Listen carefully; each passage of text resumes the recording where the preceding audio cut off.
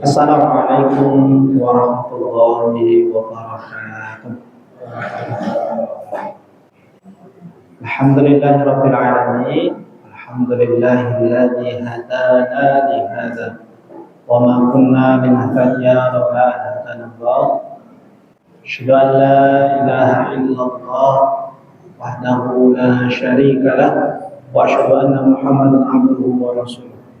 Allahumma salli wa sallim wa barik ala nabiyina Muhammad.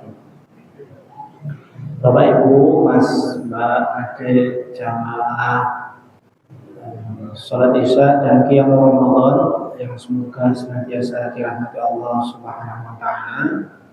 Alhamdulillah di malam hari ini Allah masih memberikan kita semuanya kesempatan untuk kembali merasakan manisnya, indahnya, juga nikmatnya beribadah di bulan Ramadan.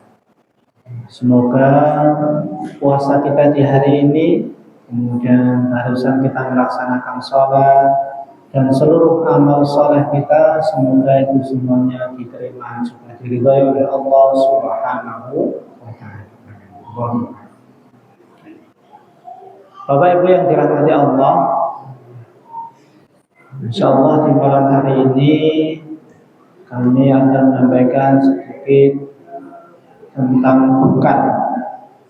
Ini sebenarnya ketika saya mendengar tadi pengumuman, ternyata besok juga temanya bekal saudara. Hari ini bekal terbaik, besok bekal menuju ke surga. Nanti paling tidak sama. Jadi ada perbedaan yang mungkin sedikit. Ya, Bapak Ibu yang dirahmati Allah, dalam sebuah mahfuzat atau kalau bahasa kita kata mutiara dari para ulama, sebutkan man arafa buddas safari ista'adda. Man arafa buddas safari ista'adda. Man barang siapa arafa yang dia tahu, dia paham buddas safari akan jauhnya sebuah perjalanan, ista'adda, maka hendaknya dia bersiap-siap. Bapak Ibu yang dirahmati Allah, kita mungkin sering melihat anak-anak kita, orang-orang terdekat kita, bahkan mungkin kita, ketika contohnya anak SD diberitahu nanti di bulan ini akan ada study tour, akan ada outing class ke Bali, ke Malang atau ke Bandung dan seterusnya. Kira-kira anak-anak bagaimana responnya? Seneng kan? Saking senangnya, kemudian dia meskipun masih berapa bulan menyiapkan, disiapkan semua yang mau dia bawa. Kadang-kadang ngeregoni kita, padahal kita masih fokus dengan apa? Ayo Pak, golek iki ben sesuk ora kangelan kesusu-susu. Dia sudah melis yang mau dibawa ini. Makasih. Kemudian dia sudah juga melis nanti saya akan melakukan ini di sana, mau ngapain sudah gitu semua. Padahal itu jauh-jauh hari sebelum waktu study tour tersebut. Bahkan Bapak Ibu yang dirahmati Allah, mungkin ada yang sampai tidak bisa tidur 1 hari sebelum study tournya. Kenapa? Karena saking pengennya, saking menariknya, dan istilahnya saking gembiranya mau melakukan itu. Padahal kalau dibandingkan study tournya paling lama 5 hari, 3 hari. Persiapannya berapa hari, berapa bulan dan seterusnya. Nah, ini adalah gambaran bagaimana seseorang yang tahu bagaimana perjalanan yang mengasyikkan, sehingga dia akan mempersiapkan semaksimal yang dia bisa. Alangkah baiknya ketika kita sebagaimana anak kecil tadi yang berusaha senantiasa menyiapkan untuk perjalanan kita yang jauh. Apa itu perjalanan kita nanti di akhir? Kalau di dunia Bapak Ibu yang dirahmati Allah, itu adalah perjalanan yang singkat. Bahkan dalam sebuah hadis kita semuanya diperintahkan oleh Rasulullah sebagai kun fit dunya ka'annaka gharibun aw 'abiru sabil. Kun fit dunya, jadikanlah kalian di dunia, jadilah kalian di dunia ka'annaka gharibun, sebagaimana engkau orang asing. Namanya orang asing ya Bapak Ibu yang dirahmati Allah, niku tidak nyaman di tempat yang dia singgahi biasanya pun. Pengen cepat-cepat langsung, pengen cepat-cepat pulang. Kenapa? Karena nyamannya di rumah, nyamannya di tempat yang biasa dia tinggali. Pesannya Rasulullah adalah kita hendaknya unfid dunya ka'annaka gharibun, seperti orang yang asing, jadi tidak berleha-leha, mau kemudian langsung melakukan aktivitas yang lainnya. Kemudian dilanjutkan awabiru sabilin, atau seperti orang yang numpang lewat. Maka ada pepatah, ada sering ungkapan urip kuwi mung mampir ngombe. Ya ini kok bener sakjane, tapi terkadang menafsirkannya yang tidak benar. Akhirnya mumpung iso ngombe ya ngombe sing akeh, rasa melakukan yang lainnya. Bagus kalau mau ngombe ataupun minumnya itu yang bagus-bagus, minumnya yang baik-baik itu bagus. Tapi naudzubillah minumnya yang tidak bagus-bagus sehingga di dunia tidak. Nah, Bapak Ibu yang dirahmati Allah Subhanahu wa taala, maka ketika kita tahu di dunia hanya sementara, di akhirat nanti selama-lamanya, karena tidak tahu khalidina fiha itu kan kekal di dalamnya, maka kita harus punya bekal. Kalau tadi anak tadi cuma 5 hari 3 hari perjalanan outing class, dia menyiapkannya beberapa hari, beberapa bulan. Nah ini yang selamanya, perjalanan yang selamanya, seharusnya kita mengumpulkan bekal juga lebih lama dari anak tersebut. Kenapa? Karena kita tahu nanti kalau dalam sebuah ungkapan ulama disebutkan ad-dunya manzaratul amal. Dunia itu adalah tempat kita beramal. Sedangkan nanti di akhirat bukanlah waktu kita beramal, tapi waktunya dihisab oleh Allah Subhanahu wa taala. Nah, Bapak Ibu yang dirahmati Allah, kita sering sekali mendengar ayat tentang bekal. Biasanya pun ketika khutbah Jumat tadi mungkin disebutkan fatazawwadu fa inna khairaz zadi at-taqwa. Menika wonten surat Al-Baqarah ayat 197. Wa tazawwadu, dan berbekallah kalian, fa inna khairaz zadi, maka sesungguhnya sebaik-baik bekal menika adalah at-taqwa, ketakwaan.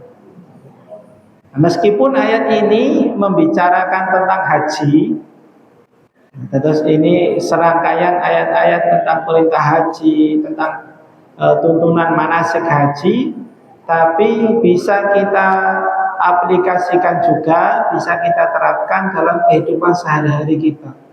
Bahwasanya bekal yang terbaik adalah takwa.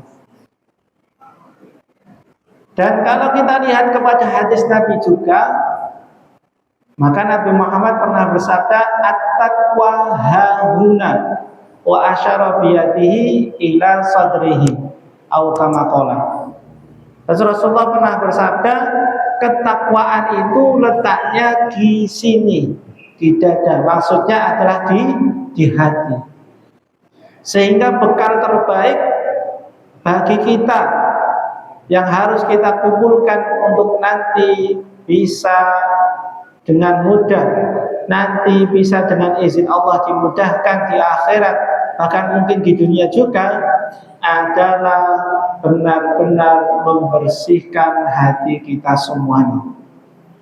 Atau bahasa yang keren, di kalangan para ulama mungkin kita sudah sering mendengar, yaitu tazkiyatun nafs. Tazkiyah, membersihkan nafs, diri, hati. Ini bekal yang sangat penting, bekal yang terbaik yang harus kita punyai.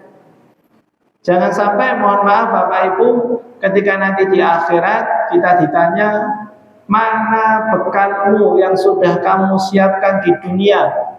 Kita menyodorkan sholat, kita menyodorkan hafalan Quran, kita menyodorkan ini, itu, dan seterusnya. Tapi malah lupa dengan hal yang terpenting. Apa itu? Yaitu hati kita semua. Insya Allah Bapak Ibu mafhum dan sering mendengar hadis tentang bagaimana ada 3 orang. Yang 3 orang tersebut, yang pertama adalah mujahid fi sabilillah, orang yang benar-benar jihad di jalan Allah. Dia jihadnya tenang, jihad, berperang. Kalau sekarang ada perang antara Iran dengan titik-titik ya, Israel mereka, nah ini lebih dari itu. Tapi ketika di akhirat, dalam hadisnya disebutkan, ternyata dia mencari ketenaran dari jihadnya tersebut, sehingga oleh Allah Subhanahu wa Ta'ala dimasukkan ke neraka. Yang kedua, orang yang menuntut ilmu agama. Kalau kita lihat, bekalnya banyak sekali karena dia banyak menuntut ilmu. Tapi ternyata oleh Allah juga ditanyakan tentang niatnya. Ternyata niatnya apa? Agar dipuji orang lain juga, sehingga tempatnya juga berbeda. Dan bahkan yang terakhir, qari'ul Quran, orang yang senantiasa membaca Quran juga, ternyata dia juga dimasukkan neraka karena ingin dipuji. Nah, berapa banyak orang yang sudah punya bekal ibadah-ibadah zahiriyah, sholat, zakat, puasa, haji, dan seterusnya. Tapi Bapak Ibu yang dirahmati Allah, bekal batin, bekal ibadah berupa ibadah batiniyah belum dia punyai. Maka ini penting sekali, ibadah mereka boten namung ibadah yang zahir, yang nampak saja. Tapi ada ibadah yang itu lebih penting daripada yang nampak, yaitu ibadah yang bersifat batiniyah, ibadah hati. Banyak ibadah hati, ada ikhlas, ada sabar, ada syukur, ada zikir, itu ibadah hati semua. Ada muraqabatullah, senantiasa diawasi Allah, merasa senantiasa diawasi Allah, dan seterusnya. Itu banyak sekali. Terkadang kita hanya fokus mengumpulkan bekal yang tadi, yang terlihat saja, lupa dengan bekal-bekal yang tidak terlihat, yang padahal itu lebih punya peran penting. Nah, kembali kepada tadi Bapak Ibu yang dirahmati Allah, maka kita harus berusaha mengumpulkan bekal, yaitu dengan tazkiyatun nafs, membersihkan hati, membersihkan diri kita semuanya. Nah, ada sebuah kitab namanya Zadul Ma'ad. Zadun itu artinya bekal, Ma'ad itu tempat kembali, artinya bekal untuk nanti kembali kepada Allah Subhanahu wa Ta'ala, yang itu ditulis oleh salah satu ulama masyhur, yaitu Ibnul Qayyim. Zadul Ma'ad fi hadi khairil ibad. Niku berjilid-jilid yang membahas tentang bekal bagaimana menuju akhir. Nah, di antara banyak bekal tersebut ada ternyata tazkiyatun nafs. Nah, tazkiyatun nafs ini ada 2. Yang pertama, membersihkan hati dari kotoran-kotoran, dari penyakit-penyakit yang bisa merusak hati. Yang kedua adalah memperindah hati, menghiasi hati dengan akhlak-akhlak yang mulia, dengan ibadah-ibadah batiniah yang bisa memperindah hati. Yang pertama adalah menghindarkan, membersihkan diri dari penyakit-penyakit hati. Terkadang Bapak Ibu yang dirahmati Allah, kita itu pilih kasih. Kenapa pilih kasih? Dengan apa? Dengan penyakit. Bapak Ibu yang dirahmati Allah, ketika terasa pusing, demam, kemudian atau mungkin badannya sakit, itu kan berusaha dengan sungguh-sungguh mencari obat. Kalau belum sembuh ya ke dokter. Bahkan kalau ada yang bilang yang bersangkutan sedang sakit gula, wah, innalillahi ya Allah. Hanya kita mensarankan dia untuk apa, dan seterusnya. Jadi kalau ada penyakit yang bersifat seperti itu, yang bersifat jasmani, kita gercep, langsung mencari obatnya.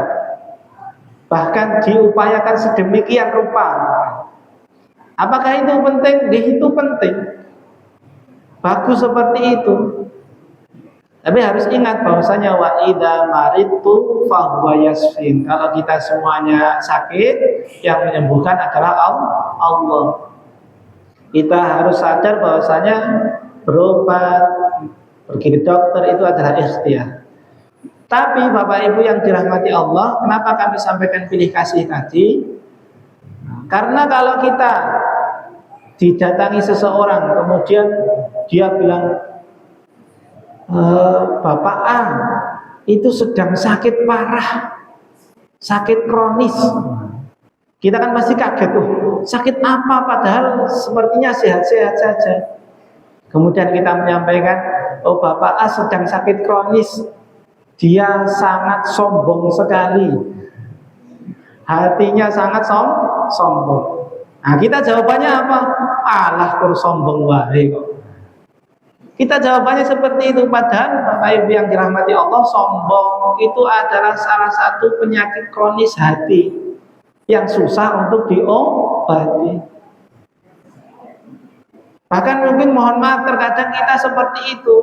Ketika dalam hati kita ada iri, ada dengki, kita membiarkan saja, dibente wae. Ada dendam, dibiarkan saja. Tidak berusaha sebagaimana tadi ketika penyakit jasmani kita mencari obat ke sana kemari, tapi ketika terjangkit penyakit hati seperti itu, kita tidak berusaha sungguh-sungguh untuk menghilangkannya. Bahkan terkesan membiarkannya saja. Yang kok hilang dewe. Terkadang kita bilang seperti padahal seharusnya kita, Bapak Ibu yang dirahmati Allah, tidak pilih kasih. Kalau dengan penyakit jasmani berusaha untuk mencari kesembuhan langsung, maka ketika kita terasa dalam diri kita ada penyakit hati, kita usahakan sebaik mungkin untuk bisa menghindari, menjauhi, membersihkan penyakit-penyakit tersebut. Nah, bagaimana cara membersihkannya? Nah, nanti Bapak Ibu saged mencari ilmunya terkait dengan itu. Karena kalau kami sampaikan satu persatu, malam hari ini tidak cukup. Nah, kemudian yang kedua yang tidak kalah penting, setelah kita membersihkan diri kita, hati kita dari penyakit-penyakit yang bisa membuat sakit, bisa membuat kotor, yang tidak kalah penting adalah menghiasinya juga dengan akhlak-akhlak, dengan ibadah-ibadah yang bersifat batiniah yang mulia. Ini penting juga. Jadi cara mentazkiyatun nafas bukan hanya menghindari saja, tapi juga menghiasi. Sebagai contoh yang penting juga yaitu akhlak husnudzon. Apa Bapak Ibu? Husnudzon, berbaik sangka. Kepada siapa? Biasanya pun kalau husnudzon kan kepada orang orang lain. Kita bilang seperti itu, tapi sebenarnya ada satu husnudzon yang itu lebih baik harus kita kerjakan daripada kepada orang lain. Kepada siapa? Yaitu kepada Allah Subhanahu wa ta'ala. Jangan sampai kita suudzon kepada Allah, kita harus husnudzon, berprasangka baik kepada Allah Subhanahu wa ta'ala. Kenapa kita harus husnudzon? Karena wa annahu huwal barrur rahim. Sesungguhnya Allah itu maha baik lagi maha penyayang. Jadi salah satu kita menghiasinya dengan husnudzon, senantiasa berbaik sangka kepada Allah Subhanahu wa ta'ala. Contoh yang lain apa? Banyak sekali. Contoh yang lain adalah zikir. Itu salah satu cara kita semuanya menghiasi hati kita dengan akhlak-akhlak yang mulia, dengan senantiasa mengingat Allah Subhanahu wa ta'ala. Nah, itulah Bapak Ibu yang dirahmati Allah, bekal terbaik yang seharusnya kita miliki, yang seharusnya kita usahakan dari saat ini, sekarang usikum wa iyaya. Kita cari semaksimal mungkin. Bahkan ada, kami kemarin mendapatkan nasihat sebelum kita iktikaf. Nah, iktikaf kan biasanya 10 malam terakhir nih, berangkat ke masjid, berkhulwat dengan Allah Subhanahu wa ta'ala, berniat untuk melazimi masjid dan seterusnya. Sebenarnya harus disetting dulu hatinya. Harus disetting hatinya biar iktikafnya tenangan iktikaf. Kenapa? Karena ini ibadah yang agung, ibadah yang jarang bisa dilakukan. Tetapi kalau mohon maaf sia-sia kita melakukannya, maka Bapak Ibu yang dirahmati Allah, yang kita dapati hanya lelah saja. Begitu juga dengan yang lain, ibadah-ibadah yang lainnya. Maka menjadi sangat penting sekali kita semuanya untuk berusaha tazkiyatun nafs, membersihkan hati kita dan juga menghias hati kita semuanya. Nah, tentu kita tahu bahwasanya hati menika adalah sumber mudghah. Dalam sebuah hadis disebutkan bahwasanya idza salahat jasadu kullu wa idza fasadal jasadu kullu. Semua itu tergantung hatinya. Kalau hatinya baik, semuanya akan menjadi baik. Kalau hatinya buruk, maka semuanya akan berimbas buruk kepada yang lainnya. Nah, oleh karena itu, Bapak Ibu yang dirahmati Allah, mari saya mengajak diri kami pribadi dan jamaah sekalian, kita benar-benar mencari bekal yang terbaik berupa membersihkan hati, tazkiyatun nafs ini dengan mengharap ridha Allah Subhanahu wa ta'ala. Salah satunya dengan doa yang sering kita ucapkan, sering kita lafalkan, sering kita dengar, yaitu ya muqallibal qulub, sabbit qalbi atau sabbit qulubana ala dinik, atau ditambahi wa ta'atik. Wahai yang membolak-balikkan hati, tetapkanlah hati kami semua, tetapkanlah hati kami untuk senantiasa bisa berada dalam agamamu, dinik, yaitu Islam, wa ta'atik, dan juga ketaatan kepadamu. Kita lazimi ini, kita baca ini dengan harapan semoga Allah Subhanahu wa ta'ala senantiasa menjaga kita semuanya di berbagai macam kondisi, dan nanti semoga kita bisa membawa bekal terbaik ketika berhadapan dengan Allah Subhanahu wa ta'ala nanti di surga. Amin Allahumma amin. Mengatakan akan sakit kulaterakan kata lemati kunjung Ramadan. Saya mohon maaf bila banyak kesalahan yang kami sampaikan, dan semoga kita semuanya bisa sukses, bisa mendapatkan jannahnya Allah Subhanahu wa ta'ala. Hadani Allah wa iyyakum ajma'in, wa akhiru da'wana alhamdulillahi rabbil alamin. Wassalamualaikum warahmatullahi wabarakatuh.